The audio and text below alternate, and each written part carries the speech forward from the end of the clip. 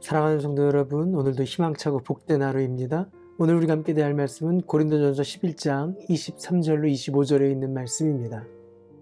내가 여러분에게 전해준 것은 주님으로부터 전해받은 것입니다. 곧 주 예수께서 잡히시던 밤에 빵을 들어서 감사를 드리신 다음에 떼시고 말씀하셨습니다. 이것은 너희를 위하는 내 몸이다. 이것을 행하여 나를 기억하여라. 식후의 잔도 이와 같이 하시고서 말씀하셨습니다. 이 잔은 내 피로 세운 새 언약이다. 너희가 마실 때마다 이것을 행하여 나를 기억하여라.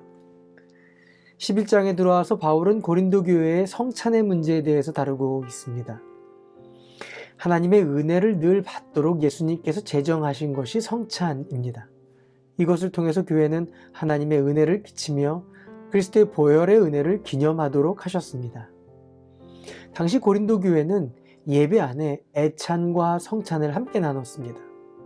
식사 때 나누는 떡과 포도주를 정하고 네 번째 나누는 포도주를 축복의 잔이라고 해서 그리스도의 피를 대하는 것으로 기념하면서 성찬을 가진 것입니다.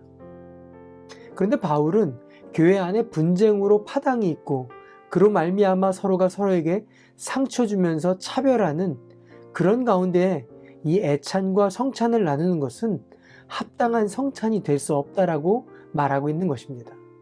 바울은 함께 떡을 떼고 먹는 것이 그리스도의 몸을 함께 나누면서 하나가 되는 것이고 한 몸을 이루겠다는 헌신이기 때문에 서로 싸우면서 주님의 몸과 피를 나눈다는 것은 단지 먹고 마시기 위한 것뿐이지 성찬으로서 온전할 수 없고 오히려 성찬을 부정하게 만들며 죄를 짓는 것이라고 지적하고 있는 것입니다. 더욱이 또 하나 교회에 문제가 있었던 것은 교회 내에 여유가 있는 자들이 먼저 그들이 준비해온 음식을 먹고 마시고 성찬을 나누고는 지나치게 먹고 마심으로 인해서 과식하고 과음하는 바람에 음식을 남겨두지 않게 되고 그 뒤에 오게 된 여유가 없고 일을 마치고 온 사람들이 교회에 왔을 때 음식을 나눌 것이 없게 되어 애찬도 성찬도 함께 참여할 수 없게 된 문제입니다. 이것을 두고 교회를 부끄럽게 만드는 일이라고 사도 바울은 지적하고 있습니다. 바울은 이 흐트러진 고린도 교회의 성찬을 바로잡기 위해 성찬을 합당하게 받지 않으면 도리어 죄를 짓는 것이라고 분명히 말하고 있고 분별 없이 먹고 마시지 말며 늦게 오는 이들을 위해서 기다리라고 권면하고 있습니다. 그러면서 무엇보다도 성찬의 바른 의미를 잊지 말라고 26절에 이렇게 얘기합니다. 여러분이 이 빵을 먹고 이 잔을 마실 때마다 주님의 죽으심을 그가 오실 때까지 선포하는 것입니다. 우리가 대하는 성찬을 통해서 나의 죄가 씻겨졌음을, 예수 그리스도의 보혈로 온전히 씻겨졌음을 기억하고 선포해야 합니다.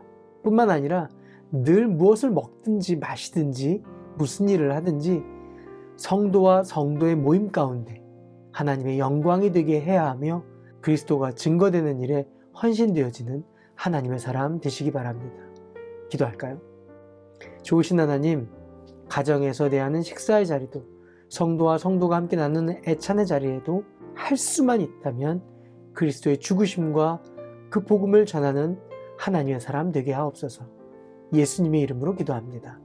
아멘. 오늘도 성령님과 동행하시는 하루 되시기 바랍니다. 화이팅!